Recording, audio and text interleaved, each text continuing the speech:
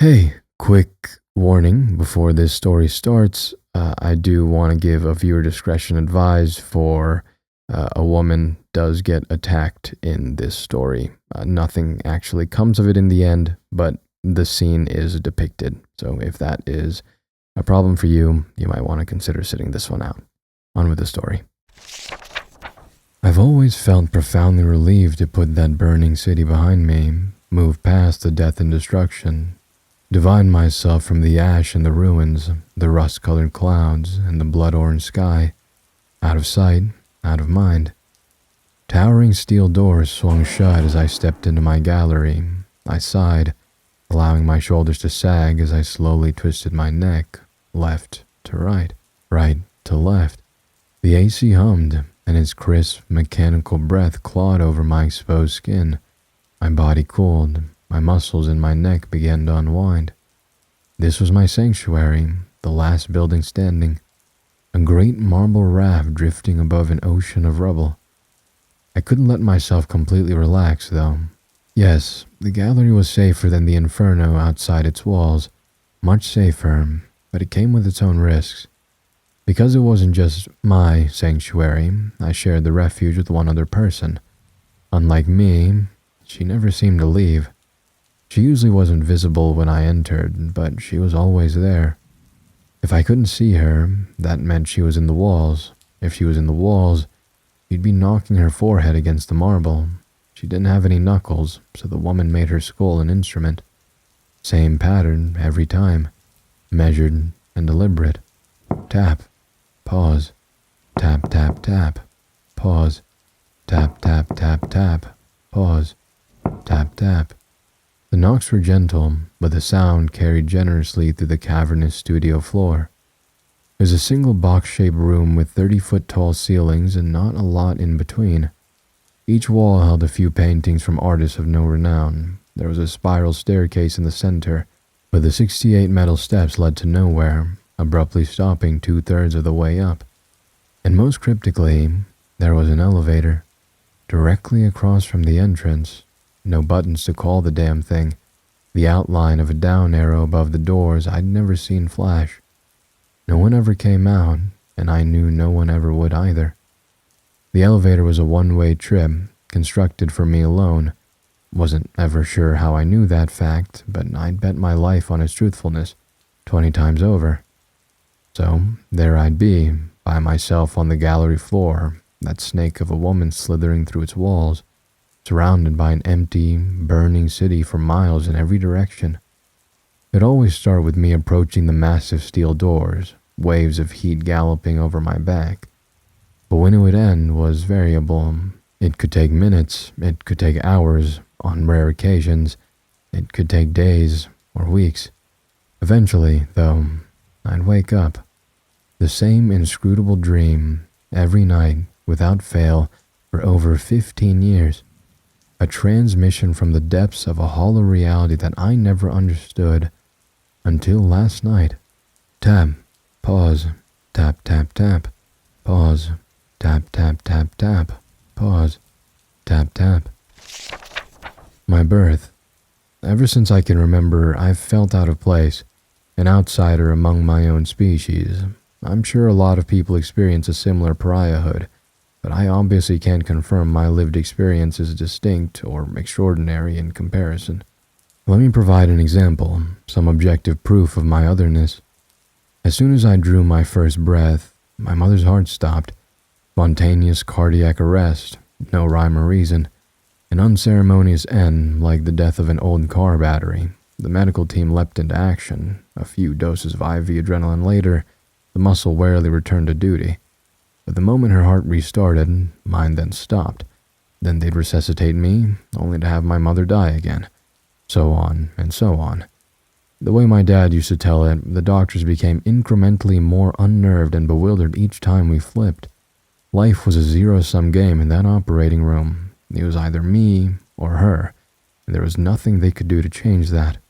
An unshakable declaration from God, or the Reaper, or whatever unknown divinity would be in charge of such an edict.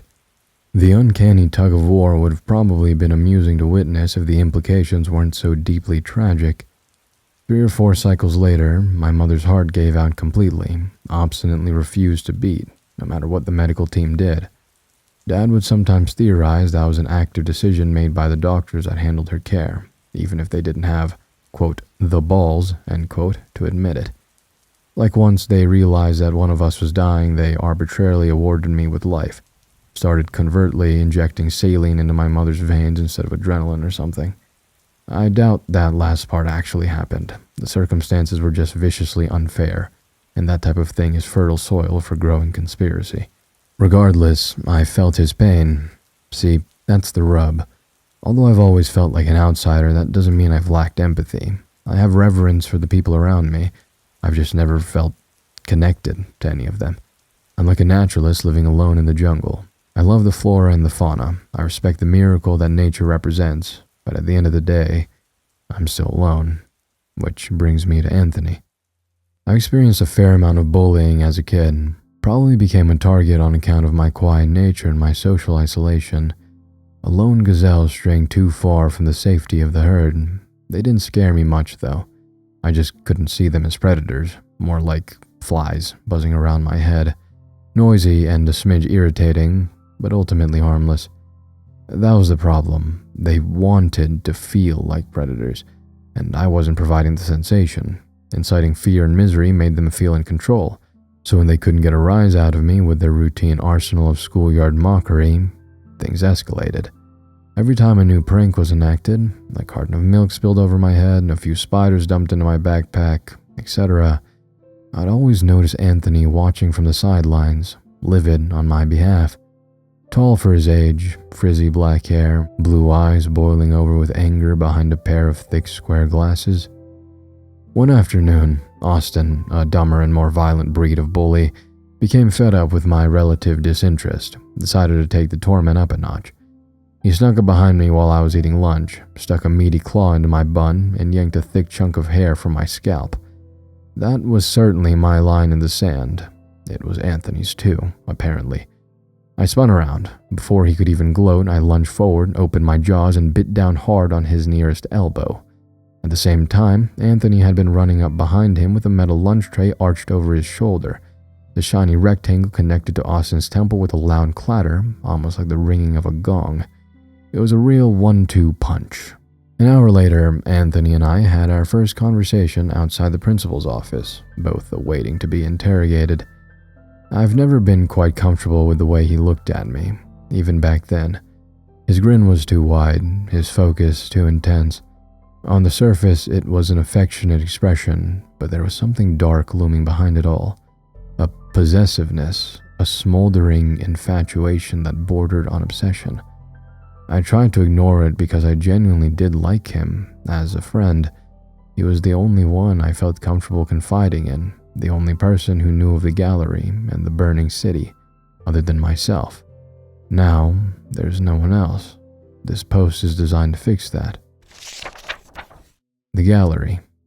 E-Day conquers the Tyrannidos was my favorite. The first word is pronounced E-Day, I think. It wasn't the largest painting in the gallery, nor was it the most technically impressive. There was just something bewitching about the piece, though. I found myself hopelessly magnetized to it for hours every night. 1 foot long, about half a foot tall, with a frame composed of small, alternating suns and moons carved into the wood. It depicted a single-armed Valkyrie with white wings and dull gray armor, lying on her back under the shade of a willow tree. A creature with the body of a man and the head of a stag is descending on her. Its face is contorted into a vicious snarl, arms outstretched with violent intent. The beast seems unaware of the serrated dagger in the Valkyrie's singular hand, tenting the skin on the right side of its neck, about to draw blood. Oil paint lended to the scene a striking vibrancy. The grass appeared lush, almost palpable. The hair on the beast's knuckles looked matted and dense, like it was overflowing with grease. Studying that canvas made me feel alive, more than I've ever felt in the waking world, honestly. However, that invigoration would fade into unease the moment my eyes landed on the 2 black holes above the Valkyrie's head, because they weren't some bizarre artistic choice. They were holes, literally. Every painting in the gallery had a pair of them, She liked to watch me look at the paintings every so often. When she did, two bloodshot eyes would intensely monitor my gaze through the holes. Sometimes she'd watch for so long without blinking that tears would drip down the length of the piece. Eventually, the frame would tremble with her message. Tap, pause, tap, tap, tap, pause, tap, tap, tap, tap, pause, tap, tap. My adolescence. What's the holdup then? Just do it already. 17-year-old me proclaimed, unafraid and defiant. The man in the ski mask tilted his head. His glare dissipated. I stepped closer. The employee behind the counter stopped pulling bills from the register, eyes wide with disbelief. "Quinn, what the fuck are you doing?" Anthony hissed, cowering behind a nearby rack of chips. I sniffed the air, ran my fingers along the countertop while licking my lips, surveyed my surroundings by turning my head, and perked my ears for unusual sounds. Smell, touch, taste, sight, hearing. I resampled them all. Everything was as it should be. I felt my confidence balloon further. I'll do it, bitch. I'll shoot. I ain't afraid. I'll splatter your guts across the fucking floor." The would-be criminal stuttered. I stepped even closer, close enough that the barrel of his pistol began digging into my chest. "Yeah, I heard you the first time, man." I smiled, baring my teeth. "So do it, then. Look, I'm making it easy for you. Don't even have to aim." Like the flick of a switch, his demeanor changed. The gunman's bravado collapsed in on itself, falling apart like papier-mâché in the rain. Without saying another word, he sprinted from that CVS and disappeared into the night. I flipped around so I could face Anthony, closed my eyes, and took an exaggerated bow. He wasn't applauding. Neither was a flabbergasted kid behind the cash register, for that matter. But I sure as shit pretended they were. I was damn proud of my little parlor trick. Later that night, though, I'd ruined the magic. Anthony was insistent, just wouldn't let it go. He wore me down, so I told him that I didn't experience any synesthesia. That meant we were safe. No one in that convenience store was going to die. My performance was just a logical extrapolation of that arcane knowledge. No one was going to die relatively soon, anyway. My first dream of the burning city in the gallery came the night of my 11th birthday. My ability to sense approaching death came soon after. Synesthesia, for those of you unaware, is a neurological condition where the simulation of one's senses becomes involuntarily translated into the language of another sense. But that probably sounds like a bunch of medical blather, so let me provide you with a few examples. A man tasted loud. The apple felt bright. The musical note sounded purple. You get the idea.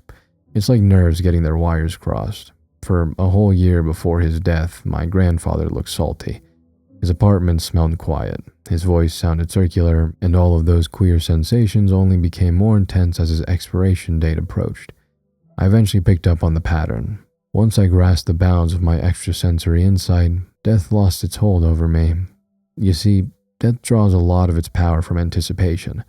People don't like surprises, especially shitty ones. Nobody wants to be startled by the proverbial monster under the bed. I, however, had become liberated. I could feel death's advance from miles away. Therefore, I had nothing to fear. Nothing at all. At least, that's what I used to believe when I was young and dumb. Unfortunately, there are two major flaws in my supposed invulnerability that I completely swept under the rug. You may be shouting them at your computer screen already. 1, just because I could sense death didn't mean I was shielded from the tragedies of life. 2, I didn't know for certain that I could sense everyone's death. There's one person in particular who would be unverifiable by definition. How could I be sure that I was capable of sensing my own death if I had never died before? The gallery. The night of my 12th birthday, she revealed herself. She finally came out. There was a crack aside the elevator, no larger than the sides of a volleyball. It was impossible to see what lay beyond that crack. Its darkness was impenetrable. The woman wriggled out of that darkness and slithered towards me. She had somehow been reduced to just a head with a spinal cord lagging behind it, acting as her tail.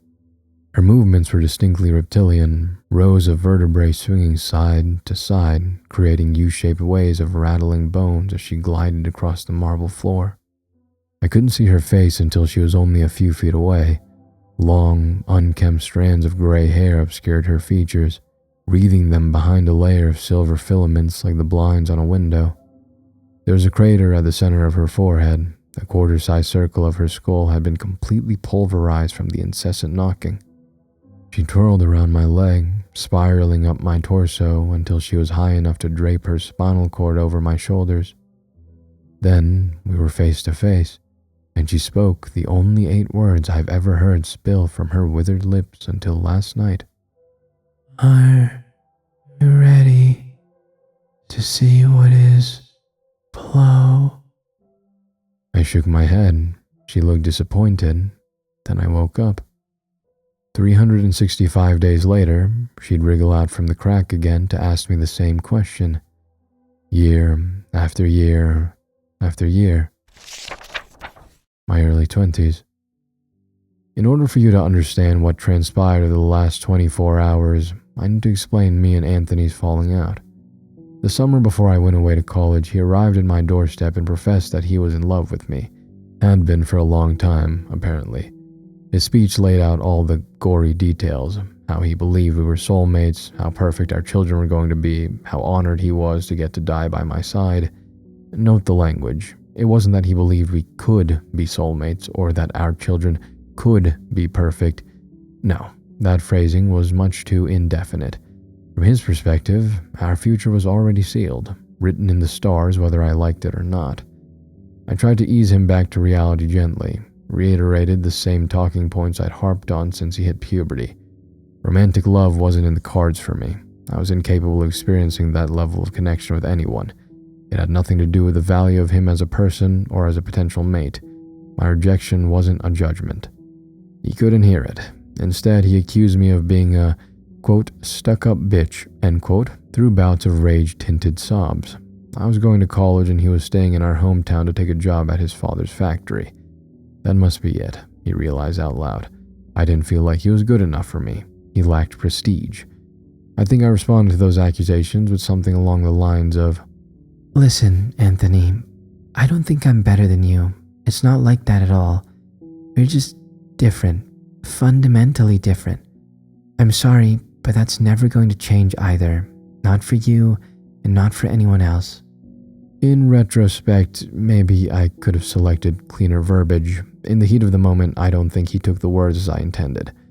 From there, Anthony hurled a chair through my house's living room window, stomped out the front door, and exited my life for a little over 5 years. Current day. Fast forward to last week. I returned to my hometown from my apartment in the city due to the death of my father, something I began feeling inklings of 2 years ahead of time. After the funeral, I focused on getting his estate in order, only venturing down onto Main Street once in the 7 days I've been here. The coffee machine broke, and I was in dire straits. And who do I just so happen to run into? Anthony. Honestly, I barely recognized him. He was no longer sporting a lanky frame, frizzy black hair, and thick bottle cap glasses. His body was muscular, almost Herculean. He slicked his hair back, varnishing it with some hideously pungent over-the-counter male beauty product. He no longer wore glasses now that he was able to afford a LASIK procedure, cured his short-sightedness for good. I couldn't detect the same darkness behind his eyes anymore, but that wasn't because something purged it from his system. He'd just gotten more proficient at hiding it. Last night we went out for dinner and a drink, platonically. I made that exceptionally transparent from the get-go. He teased me in response, inquiring whether my boyfriend in the city would come, quote, kick the shit out of him, end quote, if he heard I was out with an, quote, old flame, end quote. For what felt like the millionth time, I explained to Anthony that I wasn't interested in that type of connection, thus I was single. That made him smile. Inevitably, he invited me back to his apartment. He was very proud of his lucrative new position in his company and the luxuries that came with it, and he wanted to show off. I almost reminded him that it wasn't his company, it was his father's company. To avoid conflict, I held my tongue. It might sound insane that I agreed to his invitation. Like I said, he concealed his darkness well. Anthony may have grown up to be a bit of a tool, but he was still the only person I ever felt close with. I was genuinely interested in seeing how his life had turned out. I wasn't experiencing any synesthesia around him either. To me, that indicated relative safety. No one was going to die. If you tried something lecherous, an act of depravity that may not necessarily inflict death, well, that's what pepper spray is for. Anthony lived in a 2-story brick row home on the outskirts of town. I walked in the door and was greeted by a tiny entrance nook followed by an extensive set of stairs which led up to his ostentatious foyer/entertainment room. I won't lie, it was impressive. That was the point, I think. His home was just a big, glossy distraction, something to keep your attention away from the bedeviled man who lurked within. Barely even noticed him tapping on some home security dashboard to the right of the front door. I do remember hearing the heavy click of a motorized lock, though. At that point, I was already walking up the stairs. For the next hour, we sat across from each other on a massive leather sectional in his foyer, chit-chatting over an additional glass of wine. Eventually, though, enough was enough. I think he sensed I was preparing to excuse myself and go home because he leaned over, grabbed one of 5 stout candles off of the coffee table, and began lighting the wick with a box of matches he pulled from his blazer pocket.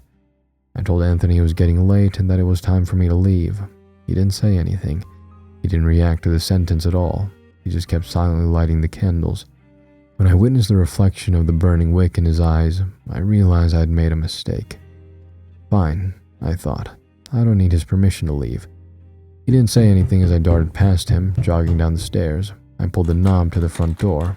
It didn't budge. There wasn't any obvious way to unlock it either. Anthony, can you kindly help me unlock the front door? I called up, experiencing terror for the first time in years, a voracious chill eating its way through my chest. Nothing. No response. Not a peep. Instead, the lights clicked off. I felt a lump grow in the back of my throat. Sweat poured over my temples. I perked my ears. No footfalls. No sound. No synesthesias. Just darkness oozing down that silent corridor. A lurching tidal wave of black tar moments away from swallowing me whole. I reached into my purse for my cell phone, then furious movement down the stairs. The sound of heavy boots stomping on hard wood filled my ears. Before I could react, he was looming over me. An open hand exploded out from the shadows and hooked onto my blouse collar. With one forceful pull, he yanked me to the ground. The bridge of my nose crashed into the edge of a stair as I fell. Electric pain writhed and crackled over my sinuses. My mouth felt hot and boggy as he lugged me back up to the foyer. Anthony quickly pinned my body to the floor in front of the coffee table. I thrashed and struggled, but it wasn't much use. He had positioned one muscular knee on each of my elbows. I was trapped. Without uttering a word, he wrapped his meaty claw around my neck and squeezed. The veins in his head pulsed, his face swollen with fury. I started to see double. Consciousness liquefied and slipped through my fingertips. I closed my eyes. With the last few grains of life I had left, I thought of my favorite painting, Ide Conquers the Tyrannodos. I wanted to die with this beauty graffitied on the inside of my skull. Unexpectedly, there was a tearing of flesh and a soggy gurgle, followed by a few sputtering coughs. Anthony's hands released. Oxygen rushed into my starving lungs. I opened my eyes.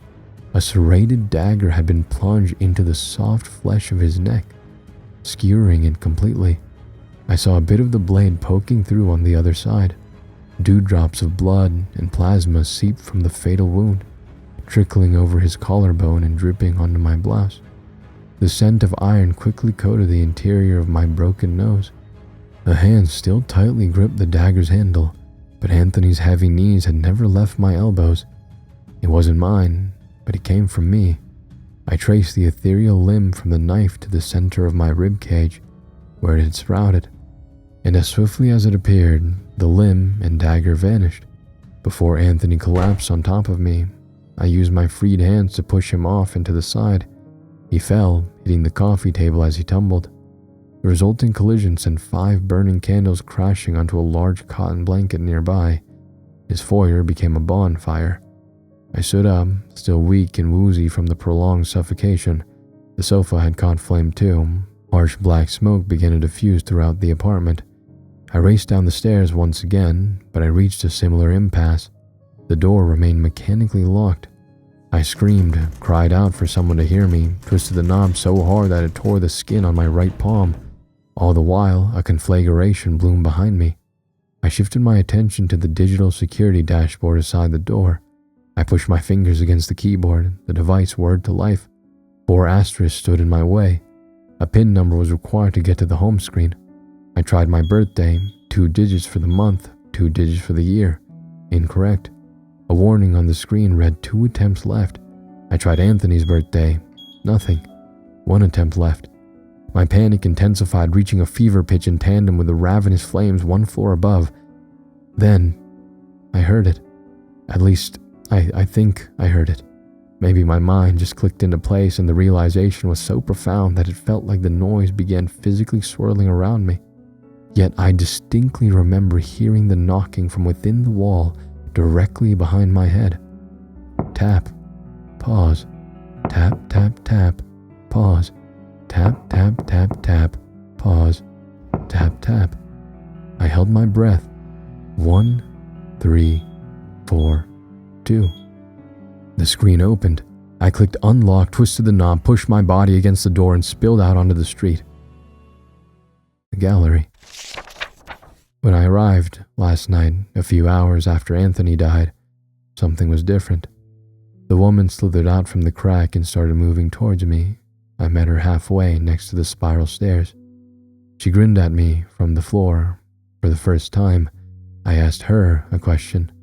Why could I not sense that Anthony was going to die? She glided up my leg, draping her spine over my shoulders so she could be eye to eye with me. When she spoke, her sentences lacked the 1-3-4-2 rhythmic structure I'd come to know her by. Her voice was high-pitched and raspy, and her mouth didn't actually move when she talked. She just kept it ajar, and the words flowed out. Because he was never supposed to die last night. You were supposed to die last night. That's what was written. You can't foretell something that's never been written. Her grin became sharper at the corners of her mouth, rapturous and grim. But I intervened. You'd never get to the gallery unless I did something about it. Took a lot of work and planning, but I did it. We did it. Then it was her turn to ask me something. Are you ready to see what's below? I nodded. Immediately, the down arrow above the elevator lit up bright red, and a chiming sound echoed through the gallery. The doors opened, and I gasped. There was the headless body of a woman standing motionless inside the elevator, wearing a silver cocktail dress with the edges of a bloody hospital gown peeking out from underneath. She held a balloon in her hand. The side of it read, "Happy Birthday," in a rainbow of colors. The woman's head and her spine slithered ahead of me. It scaled the decapitated body and inserted its tail into the dry flesh between the body's collarbones until the head was snugly attached. I walked over and stepped in. The inside glistened, polished and reflective like a mirror. For the first time, I saw myself as I was within the gallery. I'd always assumed I was the same age in the waking world that I was in the dreams, but I wasn't. I was much, much older, and that revelation really got me thinking. Maybe the gallery has never been a dream. Maybe it's been more of a premonition. A vision of the future, the sight of a colossal marble coffin towering above the ruins of an ever-burning city, an altar to the new gods of a new age. The woman's newly fastened head turned to me and whispered, If you wake up before we get there, that's okay. You're finally safe. We can try again every night without fear. Eventually, with enough practice, you'll make it over the apotheotic threshold. We can bring this all to fruition, my love. My single-arm Valkyrie, my deep red moon, my one and only daughter. Then I woke up. Whoa, what a trip of a story. I feel like there's a ton of imagery and metaphor and figurative stuff going on in this story, and I'm gonna be honest, it's very late when I'm recording this. My brain has like one neuron left in a functioning state. So I can't really interpret that at the moment. I'll ask the author when I send them the story to write a comment that explains some stuff, maybe, and I'll pin that if they decide to do that. If they don't want to, that's totally okay. I'm super thankful for letting me read this. What an absolute trip of a story. I do have to record a trigger warning, but aside from that, I hope you all enjoyed this story. Let me know what you thought about it in the comments. Let me know what you took away, what figurative stuff you got from it, or what metaphors you might interpret from it, the marble coffin, the waking up, the everything. So I'm curious about didn't go to town for 7 days until the coffee machine broke. Was there a coffee machine in the gallery? Was she just holed up in like a hotel? Where was she? What is the gallery? Etc. So yeah, let me know what you think. Until next time, then, thank you so much for listening and hitting all the buttons below. Ego Volt Anima Pestra.